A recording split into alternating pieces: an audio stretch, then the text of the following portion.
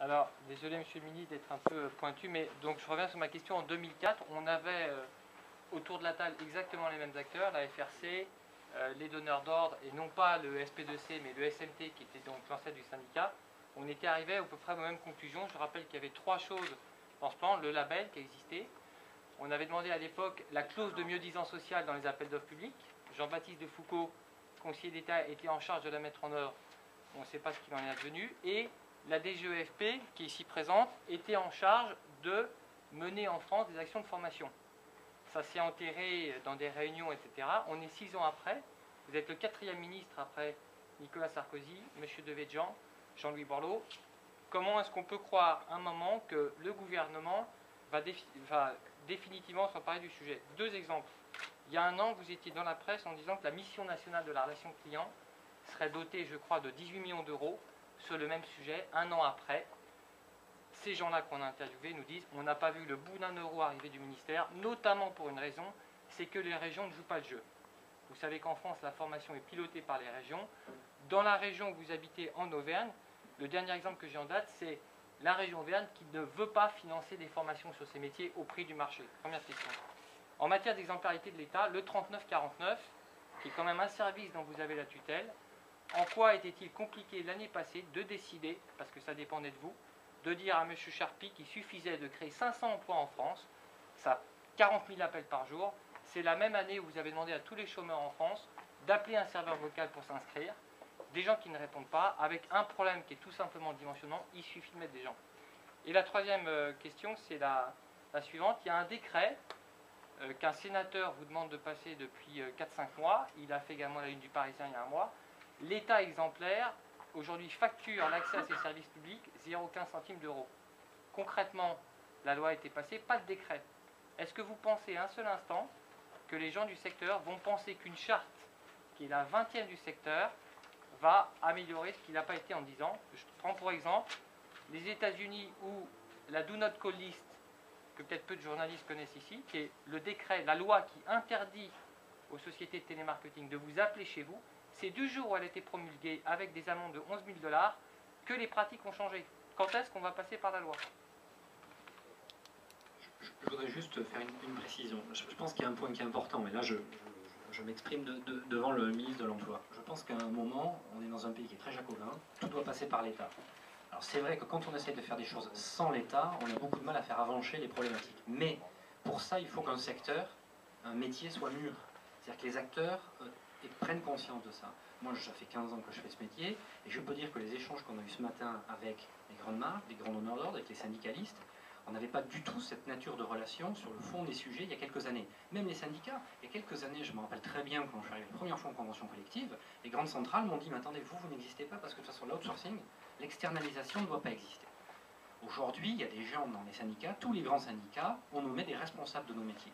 Donc en 5-6 ans, il y a une évolution des mentalités. On est dans un pays où la dimension culturelle n'est pas anodine, c'est assez fondamental. Donc si le métier, le secteur, n'est pas en capacité de se mettre autour de la table et de travailler concrètement, quel que soit le ministre, quelle que soit la volonté politique, à moins de donner une loi pour chacun de nos problématiques métiers, on ne s'en sortira pas. Donc juste, il y a un point qui est important aujourd'hui, et je crois que cette initiative d'assist arrive au bon moment, parce que ça arrive à un moment où je crois qu'il y a des discussions qui étaient au sein du label de responsabilité sociale, qui étaient entre les outsourceurs, avec les donneurs d'ordre, et qu'aujourd'hui il y a cette maturité. Tout ça, je parlais de point cardinal tout à l'heure.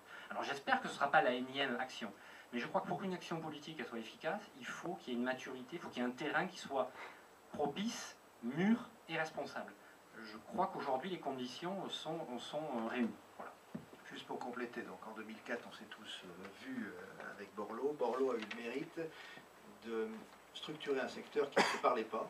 Le SP2C a vu sa création alors que l'ensemble des prestataires ne se connaissaient pas ou ne se parlaient pas.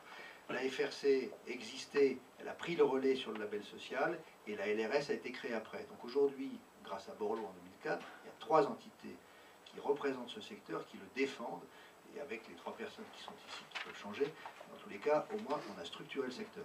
Le label social a vu son développement. Aujourd'hui, il y a une trentaine, plus de 30 entreprises entreprises qui sont rentrées. Donc depuis 2004, voilà ce qu'on a fait.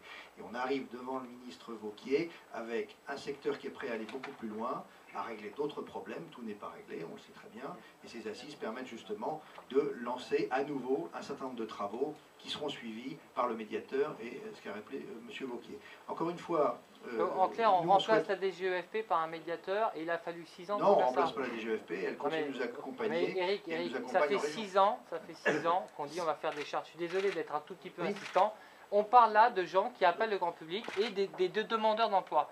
On est en train de dire qu'il a fallu 6 ans. Monsieur Jacquinet, c'est l'ancien responsable du sujet en 2004 qui parle ou le journaliste? Non, Parce que je comprends que ce soit difficile, pas du tout. surtout quand on a été partie prenante d'un dossier que vous aviez suivi, puisque vous étiez conseiller de Borloo en charge du dossier en 2004. Donc forcément, il y a un regard qui est le regard qui était le vôtre sur 2004. Je le comprends très bien. Moi, je 2004 regarde a un été- demandeur d'emploi Non, aujourd'hui mais qui vient à Pôle emploi et qui se dit Je vais- dans quel monde vivons-nous? Est-ce que Il je veut peux se juste... former. Est-ce que... Non Ouais. mais, des soit on est sur questions des très questions de concrètes, monsieur le journalistes, ministre. soit on est sur d'autres questions, je vais essayer d'y répondre. Donc vous avez votre regard d'acteur qui a été en 2004. Maintenant, je vais essayer de répondre sur l'ensemble des points. Premier sujet. D'abord, 2004 a représenté une initiative positive. Très bien, ça a été un premier acte. Maintenant, ce qu'il faut, c'est qu'on aille plus loin et qu'on profite de l'évolution du secteur. Ici, ce qui a été fait n'a rien à voir avec ce que vous aviez fait en 2004, puisque vous n'aviez pas l'ensemble des acteurs de la même manière qui étaient autour du pot. La deuxième chose, c'est que ce qui a beaucoup manqué dans votre initiative, c'était l'engagement résolu des donneurs d'ordre, qui n'était pas sur un engagement qui était aussi important, notamment sur l'accompagnement du label de responsabilité sociale. Je rappelle qu'encore aujourd'hui, c'est relativement minoritaire les donneurs d'ordre qui sont allés sur le label de responsabilité sociale. La troisième chose, c'est que je suis désolé, moi je ne suis pas d'un tempérament à mettre la tête dans la cendre et à me dire, bah zut, désolé, on a loupé il y a 2 ans et donc on ne fait plus rien. Je trouve ça assez stupide comme démarche. Donc on essaye d'avancer et d'identifier les points d'avancée qui peuvent être faits. Première chose, sur les crédits du ministère et sur les engagements qui ont été pris sur le financement de la DEC, ils sont en ce moment en paiement et les engagements qui sont ceux de l'État seront tenus. Premier point. S'agissant des régions, il suffit de votre part d'aller demander au président de région si jamais vous le souhaitez, et puis posez-leur la question, ça pourrait être intéressant. Chacun assume sa part du job et des engagements. Deuxièmement, sur le 39-49, ça fait partie, j'en suis parfaitement conscient, il faut que l'État, sur ses appels d'offres, soit lui-même exemplaire. Il n'y a pas que ça. Il y a tous les domaines de santé, tous les domaines de prévoyance, tout ce qui est tabac, information sur la bonne alimentation, enfin, toutes les lignes là-dessus, sur lesquelles il faut que ce soit incorporé de façon beaucoup plus offensive à l'intérieur de l'État. On a parlé de ce sujet avec Christine Lagarde. On a maintenant une organisation qui est plus offensive sur l'État actionnaire et l'État dans sa passation de marché d'appel d'offres, puisque ça a été réorganisé. On a un levier pour le faire. S'agissant du 39-49, je tiens à votre disposition les statistiques en termes de taux de réponse. On était sur des chiffres qui étaient très mauvais il y a 1 an et demi. Ça s'est considérablement amélioré et aujourd'hui on est dans les meilleurs taux de réponse sur les numéros d'appel service public. Dernier point s'agissant du coût. S'agissant du coût, le numéro de Pôle emploi fait partie des numéros de service public qui sont les moins chers. Pour le reste, je le dis et je l'assume, je ne suis pas favorable à avoir une gratuité complète des numéros d'appel service public. Tout simplement parce que sinon, comme ça ne vaut plus rien, les gens restent au téléphone et on a un service qui n'a plus de valeur. J'y suis pas favorable, je me suis toujours exprimé là-dessus très clairement. Je ne veux pas que ce soit un service qui raquette, comme c'était le cas avant que j'arrive, les demandeurs d'emploi, c'était vraiment un service qui n'était pas dans une bonne démarche. On est revenu à un prix qui est aujourd'hui le moins cher des services publics, mais je n'irai pas sur une gratuité, parce que je considère que c'est pas bon. Voilà, question précise, réponse précise.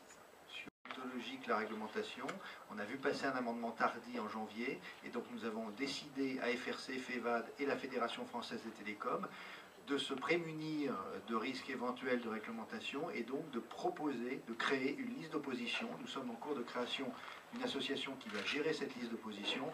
On l'a appelée Pacitel. Nous avons travaillé sur un certain nombre de noms avec le ministre Novelli. Donc là encore, pour permettre aux consommateurs qui ne veulent pas être appelés chez eux, sur des horaires bien précis, de s'inscrire dans cette liste. Donc là encore, une démarche déontologique pour éviter d'aller vers des réglementations.